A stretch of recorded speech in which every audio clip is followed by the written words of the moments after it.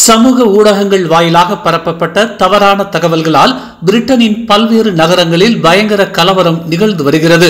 சமூக ஊடக தளங்கள் லைசன்ஸ் பெற வேண்டியது எவ்வளவு முக்கியம் என்பதற்கு இது ஒரு அத்தாட்சியாகும் என்று வெளியுறவுத்துறை அமைச்சர் டதஸ்ரீ முகமது ஹசான் நேற்று வலியுறுத்தினார். பிரிட்டனின் வடபகுதி கரையோர நகரான சவுத் போர்ட் எனும் இடத்தில் அண்மையில் 3 சிறுமிகளை குத்தி கொன்றவன் மத்திய கிழக்கைச் சேர்ந்த ஒரு முஸ்லிம் குடியேறி என்று வதந்திகள் பரப்பப்பட்டன.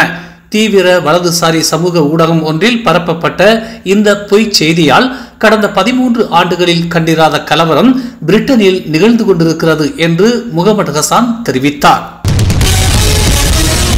அரசியல் ஆதாயத்திற்காக இனம் மற்றும் மத பிரச்சனைகள் கையாளப்படுவதை தடுக்க பிரதமர் டதஸ்ரீ அன்வார் இப்ராஹிமின் முயற்சியை சபா அம்னோ தலைவர் சலே சையத் கரூப் பாராட்டியுள்ளார். முன்னாள் முதலமைச்சரும் மத்திய அமைச்சருமான சலே அன்வாரின் அரசியல் தத்துவம் முந்தைய பிரதமர்களின் அரசியல் தத்துவத்திலிருந்து வேறுபட்டது என்று நம்பிக்கை தெரிவித்தார். இன்று இந்நாடு எதிர்கொள்ளும் முக்கிய பிரச்சனைகளை அவரால் துல்லியமாக அடையாளம் காண முடிகிறது. ஊழல், இன அரசியல் மற்றும் மத விவகாரத்தை கையாளுவதில் இதை காண முடிகிறது என்று அவர் கூறினார். ஊழலுக்கு எதிரான அன்வாரின் போராட்டத்தை தவிர இனம் மற்றும் மதம் அரசியலாக்கப்படக்கூடாது என்று வலியுறுத்தும் அன்வாரின் சரியான அணுகுமுறை வரவேற்கத்தக்கது என்று அவர் குறிப்பிட்டார்.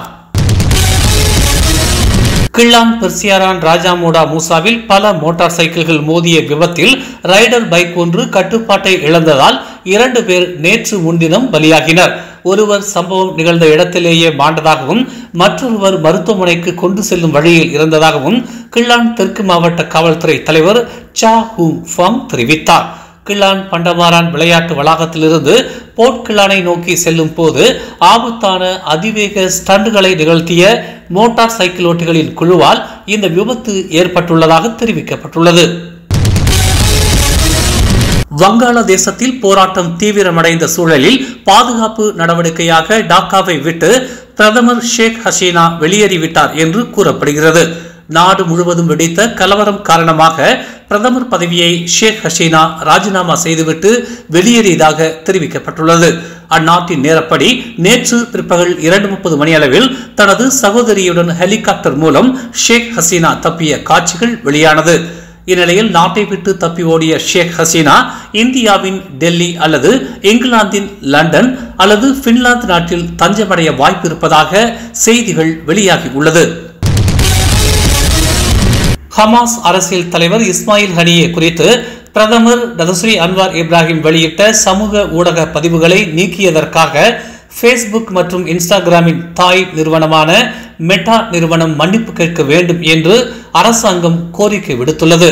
பிரதமர் அலுவலகம், தகவல் தொடர்புத்துறை அமைச்சர் ஃபஹமி ஃபாசில் மற்றும் மலேசிய தொடர்பு மற்றும் பல்லூடக ஆணையமான MCMC தலைவர் சலீம் ஃபாத்தே டின் ஆகியோர் இன்று மெட்டா பிரதிநிதிகளை சந்தித்த போது இந்த கோரிக்கை முன்வைக்கப்பட்டது.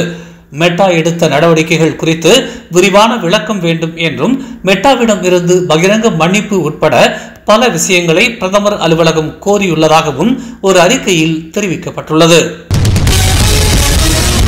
அரசு ஊழியர்கள் பொதுச்சேவை ஊதிய முறையின் கீழ் தங்களுக்கு வழங்கப்பட்டுள்ள சம்பள உயர்வை அடுத்த வாரத்திலிருந்து சரிபார்த்துக் கொள்ளலாம் என்றும் மேலும் தங்களின் சம்பளம் சரியான அளவில் உயர்த்தப்பட்டுள்ளதா என்பதை அவர்கள் சொந்தமாக கணக்கிட்டுக் கொள்ளலாம் என்றும் தெரிவிக்கப்பட்டுள்ளது.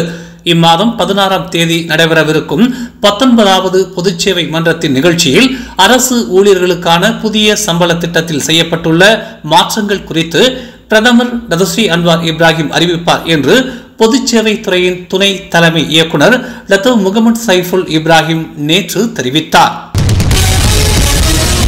மேலும் செய்திகளை தெரிந்து கொள்ள தமிழ் மலர் நாளிதழை பாருங்கள். எங்களோடு இணைந்திருக்க மலர் டிவியை பதிவு செய்து கொள்ளுங்கள். உறவுகள் மகிழ்ந்திட விருப்பம் மற்றும் பகிர்வு சேவையை கொடுக்கிறீர்கள்.